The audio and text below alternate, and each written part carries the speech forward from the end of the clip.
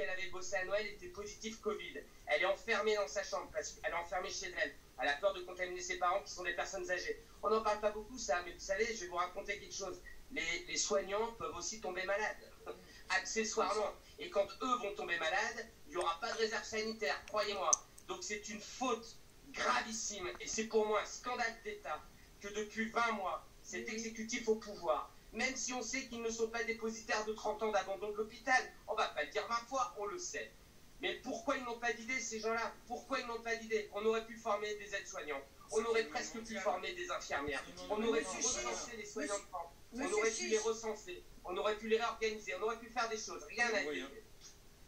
Oui, il a été dit au début de cette émission que l'hôpital était dans un état plus fragile aujourd'hui qu'au début de la pandémie. J'imagine que de nombreuses voix du corps médical se sont tournées vers l'exécutif depuis le début pour lui dire, l'alerter, lui demander, faites attention, on n'est pas sorti de cette pandémie, on est dans un état fragile.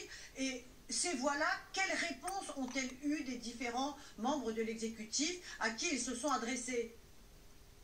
Écoutez, moi j'ai été reçu par le cabinet du ministre de la Santé le 4 décembre quand les soignants étaient dans la rue, qui ont essayé de faire un mouvement national organisé par les gens de Mayenne, donc c'était assez symbolique, hein. C'était la province qui avait lancé le mouvement parce que les urgences de Mayenne étaient fermées, parce que je ne vais pas vous l'apprendre, hein. Il y a plein de services d'urgence qui sont fermés en France, mais alors ça passe comme une lettre à la poste, hein. On est en train de se demander où on va mettre les malades, mais dans certains hôpitaux, ils ne peuvent même pas passer la porte de l'hôpital parce que les urgences sont fermées quand même. C'est Draguignan, Saint-Raphaël, Voiron, enfin Laval, enfin, écoutez, c'est du délire total. Et alors ça passe. Eh bien, écoutez, madame, moi, quand reçu par le directeur de cabinet de M. Véran, eh bien, on nous a expliqué que compte tenu du calendrier électoral, je vous jure que c'est vrai, hein, compte tenu du calendrier électoral, évidemment, on ne pouvait pas lancer de réforme santé.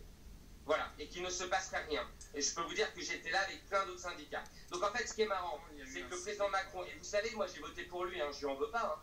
Là, moi, je défends mon problème. Hein. Je défends mon problème, mais je ne fais pas une fixette sur Macron. Mais on ne peut pas nous dire qu'il n'est pas en campagne et qu'il travaille, et que son cabinet, ses ministères nous disent il ne se passera rien parce qu'on est à 4 mois de la présidentielle. Il ne faut pas se foutre du monde. Est-ce que Omicron, lui, il tient compte de la présidentielle? Mais enfin, qu'est-ce que c'est que c'est rigolo, là? Et puis quand ils font leur conférence de presse et qu'ils commentent les chiffres d'Omicron, mais moi, j'ai l'impression d'être à un feu d'artifice. Oh, 138 000, oh, 200 000, oh, faites attention les Français. Non mais c'est quoi ça? Enfin, c'est le rôle de l'État de mettre en place un système de santé qui va permettre de soigner tout le monde. Point barre.